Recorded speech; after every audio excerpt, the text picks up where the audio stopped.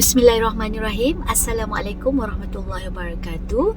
Bertemu kita di topik untuk psikopendidikan, iaitu bagi topik obesity. Rasanya ramai di luar sana yang tahu apa itu obesity. Okey, obesity adalah berlebihan berat badan.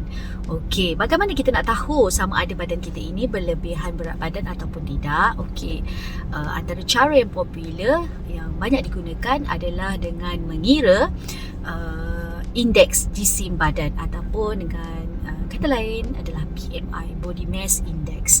Sekarang ni banyak sangat cara nak kira BMI.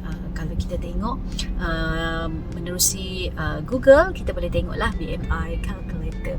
Okey, so bila kita buat pengiraan BMI, untuk BMI yang normal adalah berada di range 20 ke 25. Manakala kalau 25 dan ke atas boleh dikira sebagai berlebihan berat badan. Baiklah, banyak faktor yang menyumbang kepada obesity. Okey, tapi yang ingin saya kupas dan bincang dan kongsi di sini ada 4, iaitu yang pertama adalah genetik.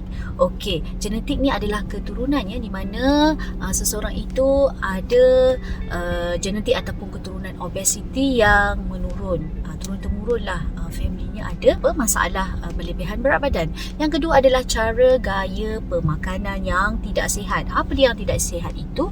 Adalah mengambil gula secara berlebihan, mengambil makanan bergoreng secara berlebihan yang menyumbang kepada isu obesity. Okey, yang ketiga adalah kurang aktiviti fizikal, mana kurang bergerak, tidak aktif, hanya duduk sahaja dan sebagainya lah. Maksudnya tidak berlaku pembakaran kalori. Sebab kita tahu setiap hari kita akan ambil makanan. Makanan ini adalah kalori yang akan bertukar menjadi tenaga. Tapi kalau kita tak tukar, kita tak bakar kalori ini, maka ianya akan bertukar menjadi lemak. Yang keempat adalah perubahan emosi. Okey, seperti yang kita tahulah, perubahan emosi manusia ini seringkali turun naik. Okey, dan apabila turun naik, kita cenderung apabila kita dalam keadaan emosi tak stabil, ada orang tu, individu tu bila emosi tak stabil, dia cenderung untuk makan lebih banyak.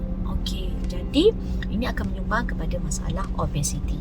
Dan yang kelima, iaitu yang terakhir, adalah apabila berlakunya berubah keadaan, orang kata yang menyebabkan kita perlu mengambil ubat.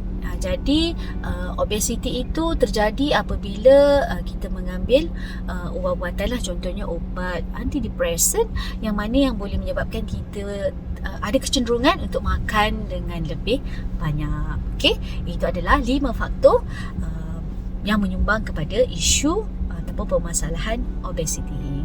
Okey, bagaimanakah caranya untuk kita try ubah kita punya cara pemakanan yang sihat? Saya akan kongsikan kepada tuan-tuan dan puan-puan mengenai cara gaya penukaran makanan yang lebih sihat untuk menangani masalah ini. Okey, ada 4 benda yang tuan-tuan dan puan-puan perlu tukar. Okey, yang pertama adalah tukar air manis kepada air masak. Yang kedua, tukar daripada penggunaan pinggan yang besar kepada pinggan yang lebih kecil. Yang ketiga adalah tukar daripada sayur yang bergoreng kepada ulam-ulaman. Dan yang keempat adalah tukar kepada makanan yang bergoreng, contoh ikan, ayam goreng, kepada lauk yang bakar lah, ikan bakar.